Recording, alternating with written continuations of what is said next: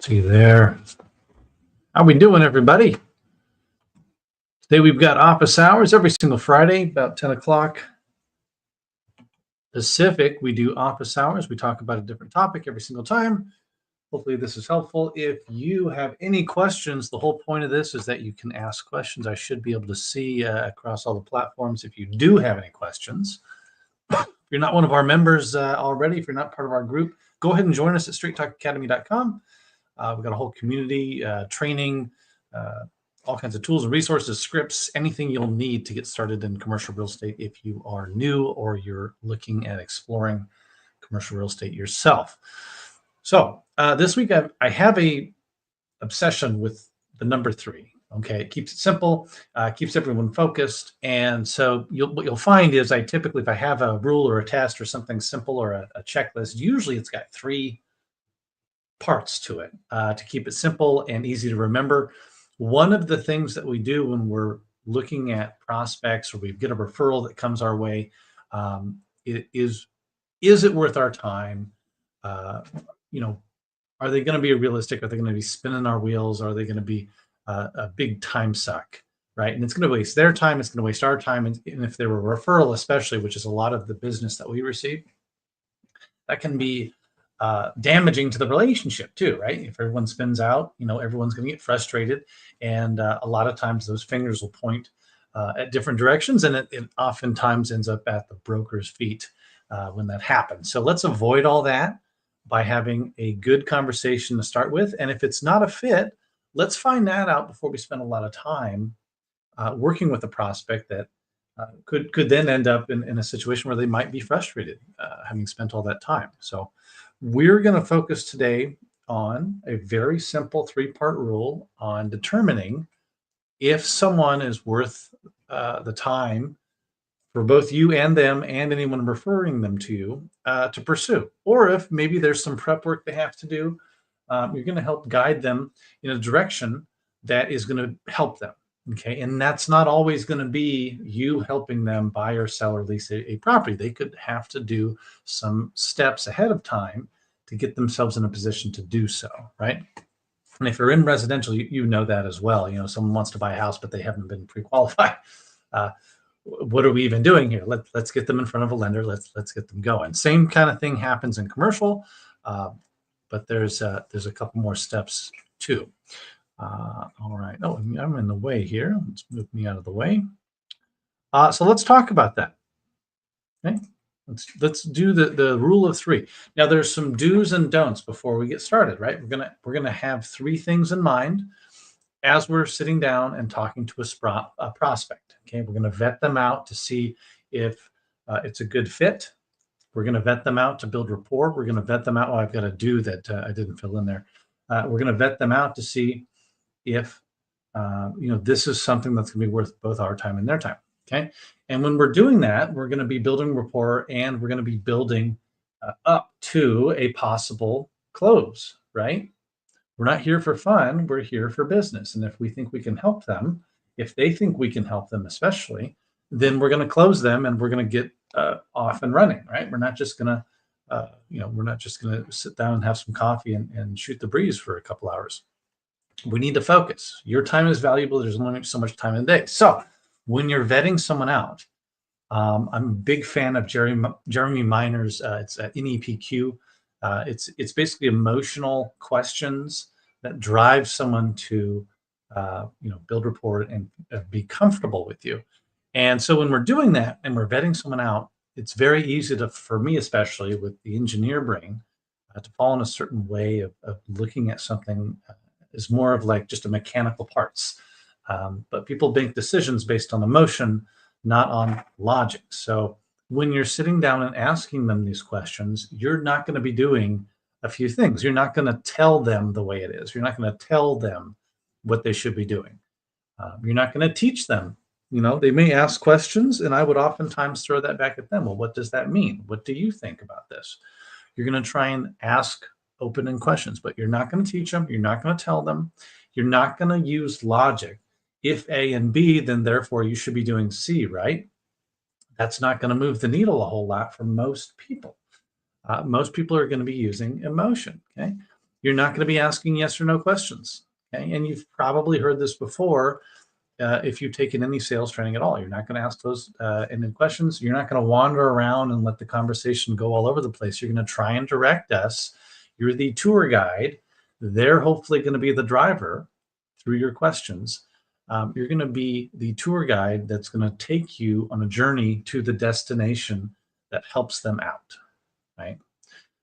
So just keep that in mind as we're going through these three R's, as it were. And what you are going to be doing is asking lots of questions. Try and ask more questions, more probing questions. Be genuinely interested in the prospect. And they're going to tell you what they need to hear. They're going to tell you what they want through those open-ended questions. Okay, guided by the three R's, by the way.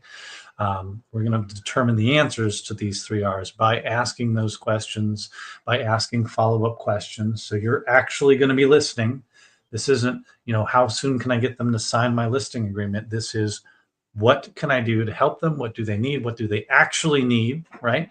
Because they're going to tell you one thing, and then you need to dig deeper to find out what they actually do need, right?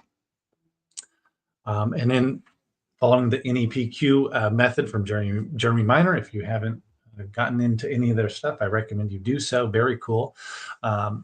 Ask emotional questions. How does that make you feel? What would happen in a year if we didn't do anything? How would things change? I guess things would change, stay the same.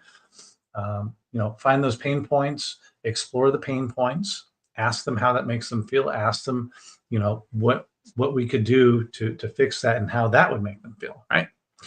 And again, that destination, we're going from here. We're going to go to a listing if appropriate. We're going to start here. We're going to determine exactly what they need to buy, when, and how.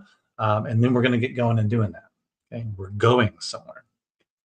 Okay, like at the bottom there, I say, you're a guide. They're driving. Hopefully, they're driving through a lot of the questions you're asking. They're telling you where they're going and where they should go. You're going to guide them through that to exactly where they need to go. And through all of that, you're not just vetting them, right? You're not just determining if they pass the 3R test. You're building rapport by asking those questions, right? And you're moving them to make a decision on their own on what they want to do. It's not going to be you telling them what to do.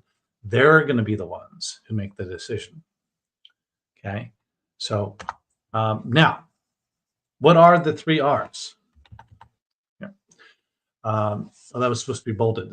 Down bottom there, requirements, readiness, and realistic or realism. And you pose that as a question, like what are their requirements? How specific are their requirements? Are they ready? How ready are they? Are they realistic? Okay, we're doing questions. Okay, so that first question of those 3Rs, and these are going to be in your head as we're going down and vetting them out. You're going to be asking them questions and seeing if they check off these boxes.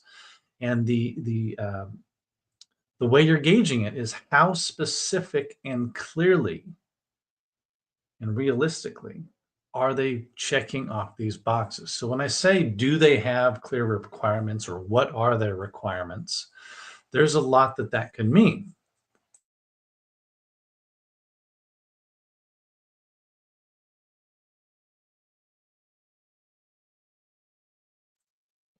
Oh, I think I cut out there.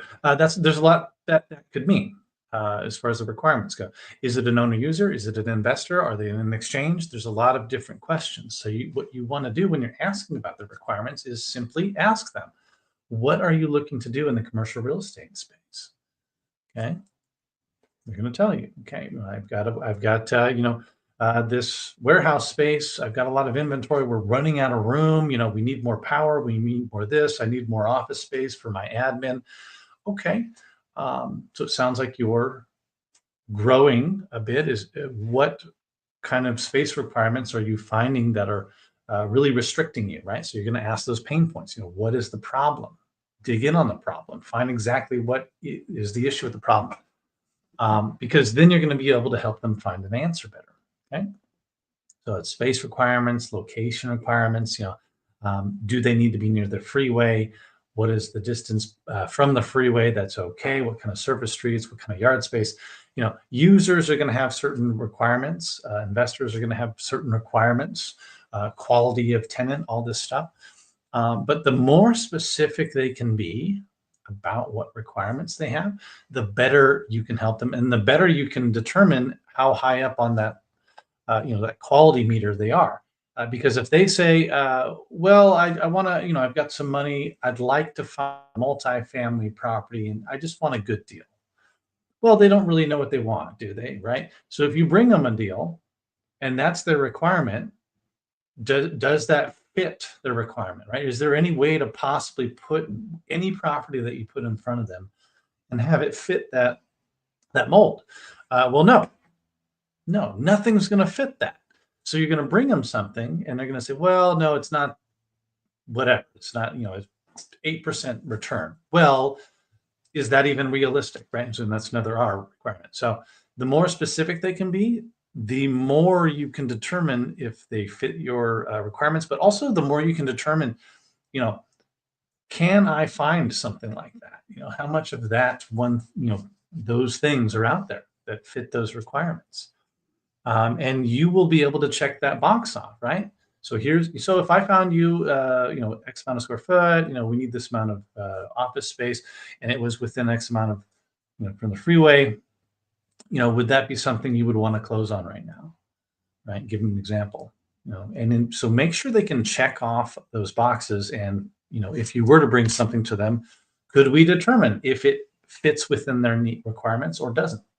And if we don't know, then we need to drill down and get more specific. And if they can't be more specific, then maybe they need to do like we were talking about. Maybe they need to go back to the drawing board and find out what exactly do they want, because that's going to be wasting your time and their time if they can't determine exactly what they want for their property. Sip a copy. All right. That's requirements. Okay. And all of these will kind of intertwine. These are the three things you're going to have in mind as you're asking your questions, right? So requirements might bleed into how realistic they are or how ready they are, right? So they need more space. Well, okay, what if I found that for you now, today? Could we close on it tomorrow? Well, no, I'm not pre-qualified. Okay, well, let's talk about that. What do you have on hand? What kind of money are you going to bring to the table? What does your capital look like to make something like this happen? Okay. They can tell you, and they can tell you exactly where they're at on their pre-approval process. Do they have cash? Do they have money they have to move around? Sometimes in commercial, they have money that's out of country that has to be moved in country, right? And that involves different levers that have to be pulled and pushed and to move it over. It depends on, is it liquid or not, right? Is it in stocks? Is it in some sort of investment account that has to go through certain levers in order to be freed without some sort of big expense, right? If they own property and they have a loan on it, are there any prepayment penalties, right? Oftentimes with multifamily and other commercial properties, if someone, places a loan on a property, they want it to stay there for a certain amount of time. There's going to be some sort of prepayment penalty if we sell it within a year or two, right? So these are questions you're going to be asking, and they're going to be telling you, and you're going to ask follow-up questions depending on their answers. Okay. And you're going to determine, are they, really, hey, if we found all of these things in your requirement tomorrow, could you close it? How quickly can we close it? Okay. And they'll tell you why or why not. And decision making is another thing too, right? So you might be talking to a spouse who also needs the other spouse, or a partner who needs the other partners there to sign off on it. And the other partners might not want to sell right now. And so that would be another question: is there anyone else that we should involve in this conversation, who's going to be making the decisions with you? Or are you going to be able to make that decision? If we decide to make a move when we meet, can we make a move with just you saying yes? Okay. And they'll tell you, right? So that's another thing that we're going to be wanting to vet out before we meet with them is, do we have all the decision makers, or are we wasting our time with, a third of the, decision makers for the property? Okay.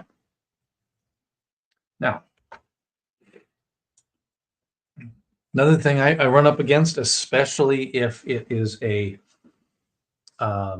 referral, because they haven't been vetted out very well. Usually, a lot of times, someone will sell I deal with a lot of residential agents who do a referral over to commercial, and what they'll do is they'll sell a house to someone, and they happen to, through conversation, find out that person has a commercial need or desire. And so they then quickly say, "Oh, great, great, great! Yeah, let's talk to my commercial guy. I'll hand them off to you." And they're not realistic. They're not ready. They don't really know what requirements they have. They just got an idea, like, "Hey, yeah, I'd like to open a cafe that does A or B and C." Right. So I had this the other day. I had someone brought to me who wants to open, a cafe that helps with, childcare a little bit, right? So somewhere for you to go, relax a little bit, kids can play, um, get some work done, and have some coffee. These things exist. They don't really have a business plan. They haven't talked to the SBA or had any conversations with the lender that can pre-qualify them. So these are some things that we're thinking about where they have an idea, but they're not really realistic. They're not ready. They don't really have the requirements drilled down. So through that conversation, for that example, I was able to give them some to-do lists, right? So they're not, we're not going to spend our time shopping around for a property when you're not pre-qualified. You don't have a full business plan, which is going to be necessary if you're going to talk to the SBA and you don't have a business. You need your business plan, right? So here's your to-do list. Go do your to-do list. Let me know if I can help. And then when you're done, then we're going to start shopping, right? So they might stay on my radar, something like that. But through doing the 3R test, I've determined the different things that they're weak on that we can then give them a to-do list, and they can go off and drill those down. Right now, realistic is more of aligning, their expectations with reality or the market. Okay, so they might come to you and say, and oftentimes they will. They'll say, "Hey, I've got." Yeah, I got a couple apartment buildings. I'd like to buy some more. Just bring me a good deal. Well, what does that mean? What exactly does that mean? Where do you think the market's at right now? What kind of cap rate are you thinking would be reasonable? Well, a 10% return. Okay, great. So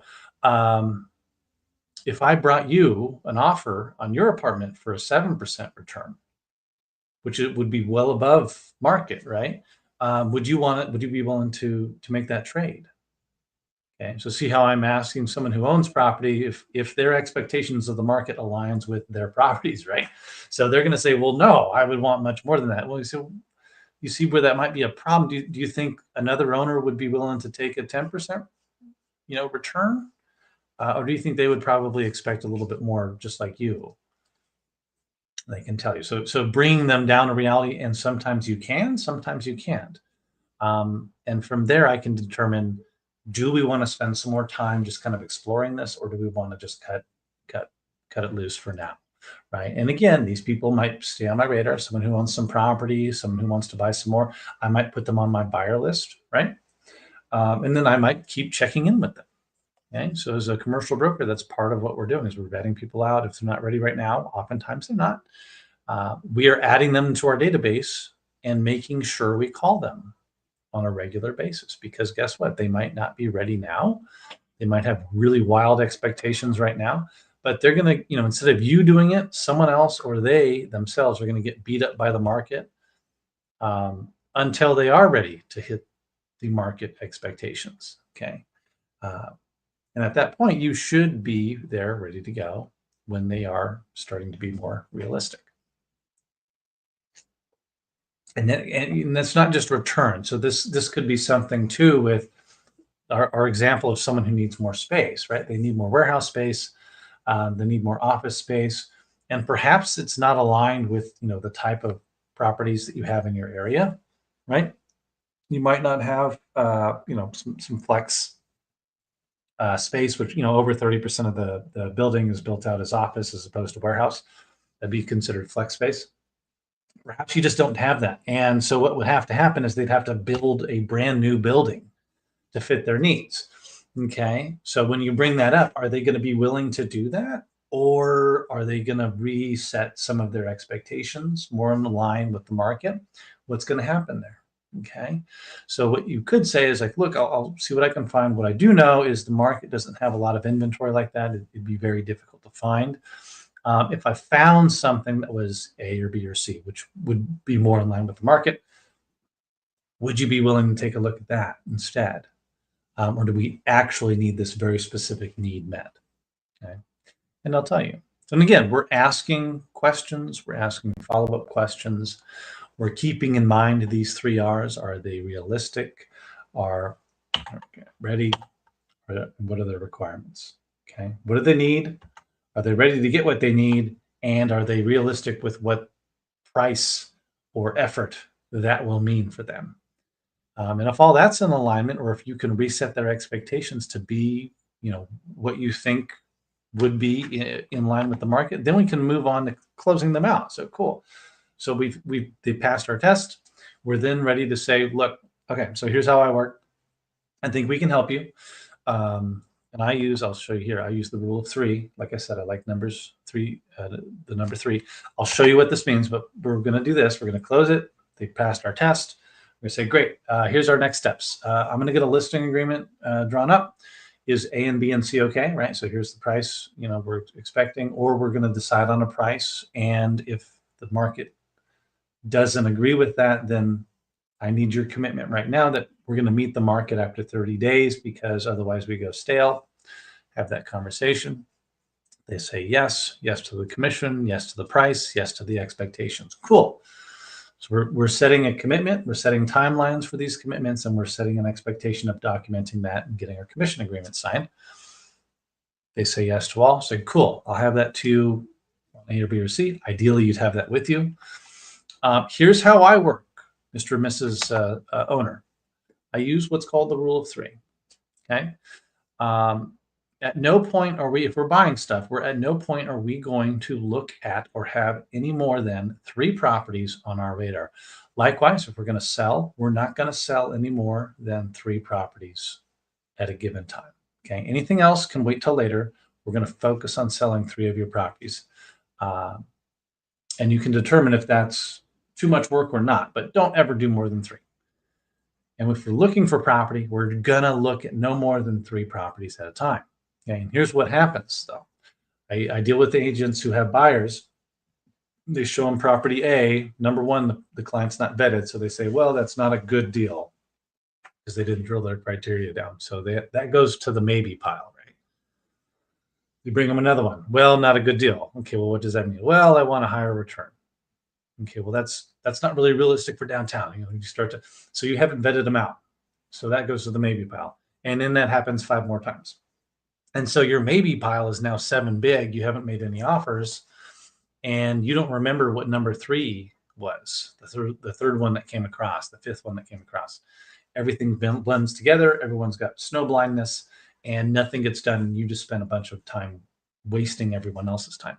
So instead, Mr. and Mrs. Seller, buyer, I do 3 properties at a time. Here's what we're going to do. I'm going to give you 3 properties. I'm going to give you all the pros and cons, all the things we talked about today that are important to you. And you're going to tell me what you don't like about each and every one of those. I want to know exactly what you don't like about each of those and why you're saying no, because I want you to say no so I can go find you something better. Okay. And what that does is that's going to force them to not just take the criteria or the requirements that they gave you, but they're going to have to really hone that in, because they have to tell you what they don't like about it. And if there's nothing they don't like about it, then we're offering them.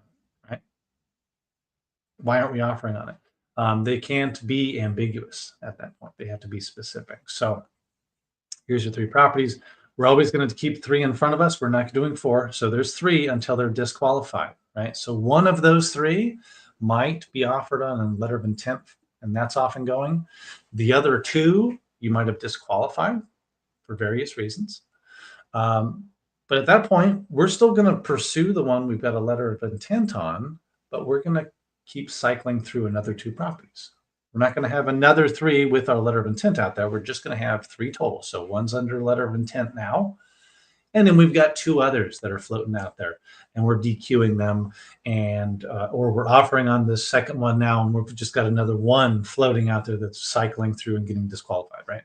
So, but we're doing 3, and that's it. Okay. It's going to focus them. It's going to get everyone on the same page. No one's got snow blindness, and we are going to offer on something. and move that toward close. Okay. Likewise, 3 offers, whether you're making them or receiving them, 3 offers aligns with the rule of 3. So if you've got 3 offers out, you're not looking at any more properties until those get turned down, right? Or accepted. Okay. If you're selling a property or properties, you're not going to look at any more than 3 offers. You're going to collect them. You're going to highest and best. You're going to drill that down to the top 3. And then that's what you're going to spend your time on negotiating with. Okay. Whether it's leases, okay. Top 3 leases, you're going to keep them all on your list, but you're going to negotiate with 3 people until one of them fits that space. Okay. And then the other 2 could go do something else within your center, or maybe you can go find them some stuff, but you're not going to do more than 3 at a time. Active clients, we're only dealing with 3 active clients at a time. Okay. No more.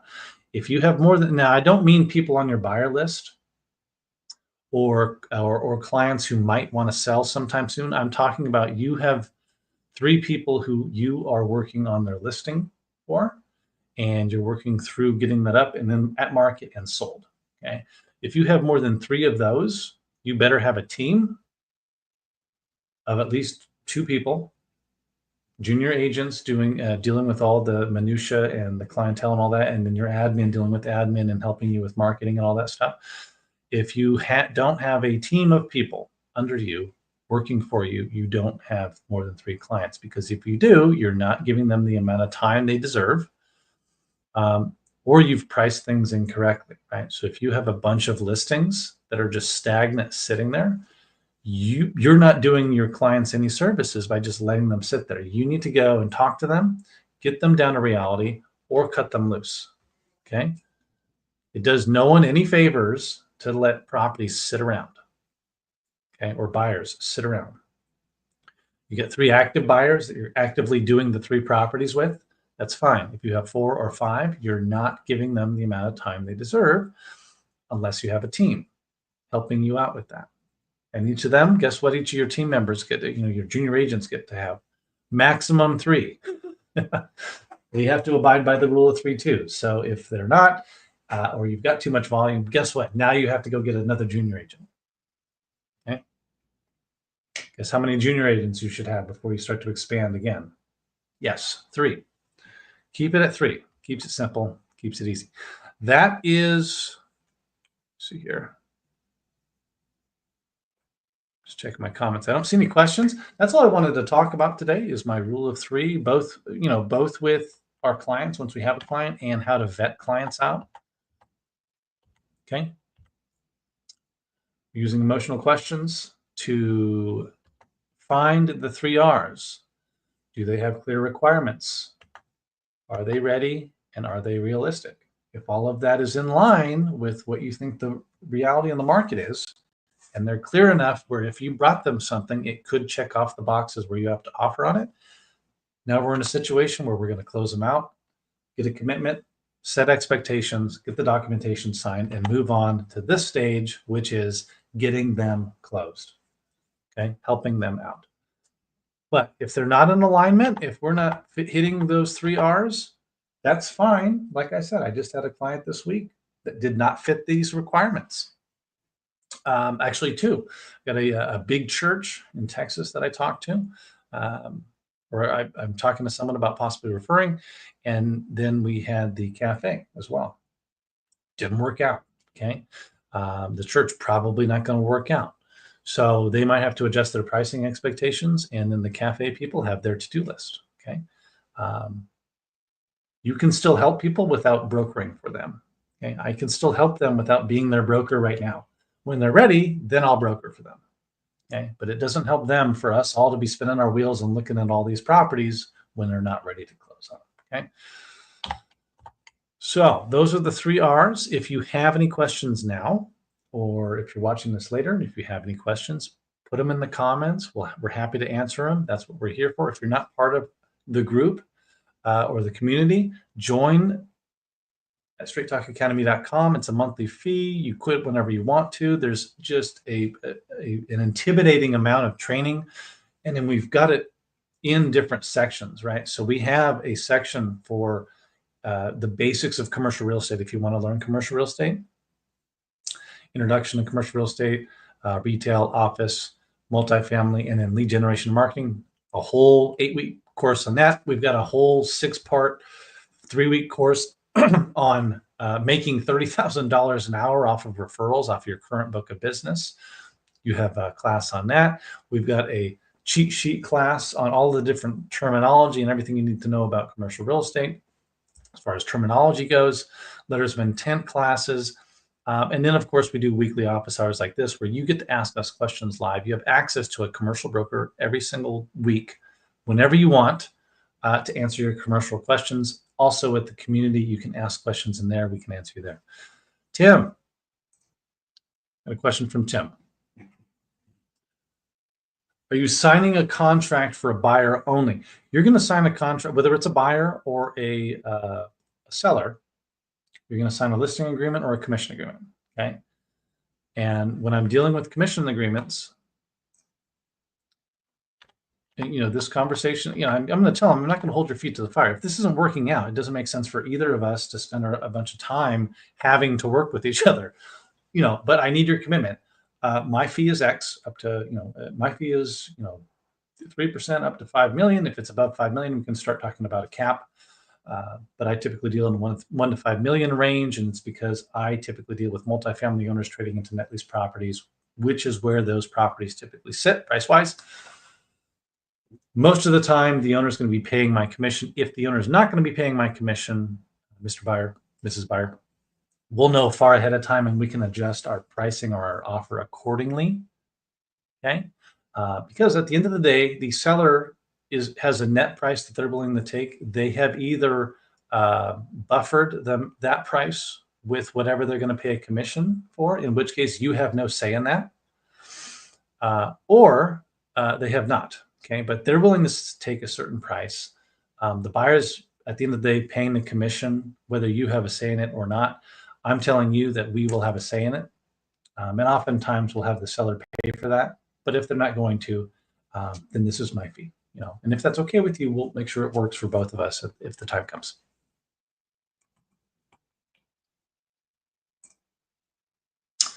Yeah, so Tim's one of our members. So Tim, the buyer broker agreement, pretty standardized. You can see that we've got the letter of intent in there. Any contract that you're going to sign, I would do if it's an AIR form, would be a good boilerplate just to keep in mind.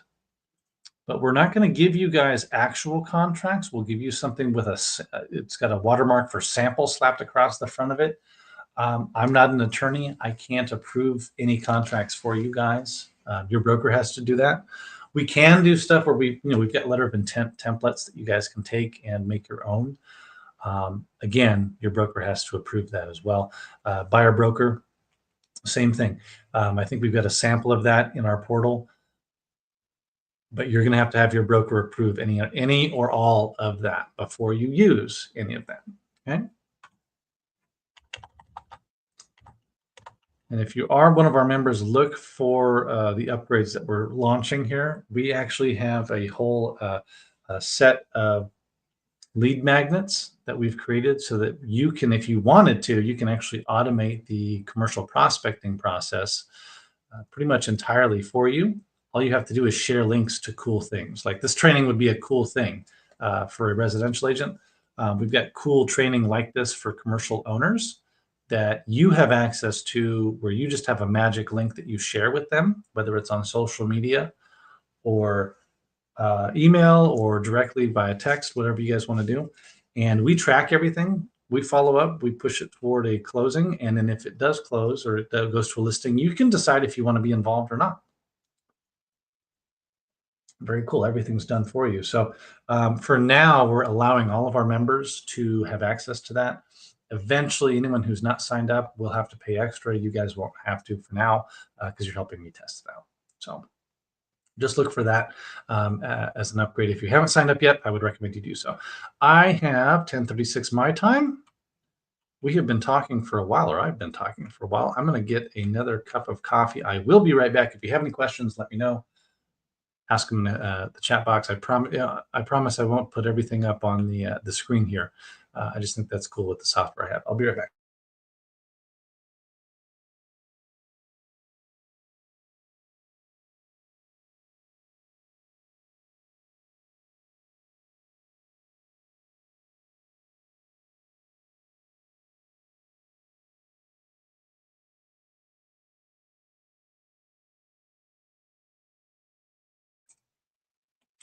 My copy. Here's another thing, actually. If you're not one of our members and you don't want to sign up, you can. I think this is the one. We have a toolkit that talks about closing your first commercial real estate deal. So I think this is the one that's hooked up to that. If not, it's hooked up to the $30,000 an hour training. If you see the $30,000 an hour training, make sure you do Alliance as the code, and it should drop it to $1. It's not 2,000; it'll be $1 for you guys. But we have a toolkit where it's got the training for closing your first commercial real estate deal. It's got an ebook about the top 7 mistakes agents make when they try to close their first commercial deal. And then the toolkit also has a calculator that I use at every listing appointment that auto calculates and compares someone's property against the market. And we used to have like a 50-page broker opinion of value that we would bring with us. And now I basically bring a cover letter and the comps. And then I bring this calculator and we play with it, and they get to see and play around with what they could trade into, because the question isn't, how much return can I get for my property? Oftentimes the question can be refocused to, well, my net income is X. How do I replace X while also getting rid of a lot of my management needs or my ownership needs or the pain points that I have? Well, we can trade out of your property and into this, in my case, often fast food, and all of your responsibilities go out the window. You collect rent, you go on vacation, and your net income remains the same or gets higher. And the guarantee now is not just your apartment; it's now, an 80-unit operator who's worth $200 million is your guarantee for the next 20 years.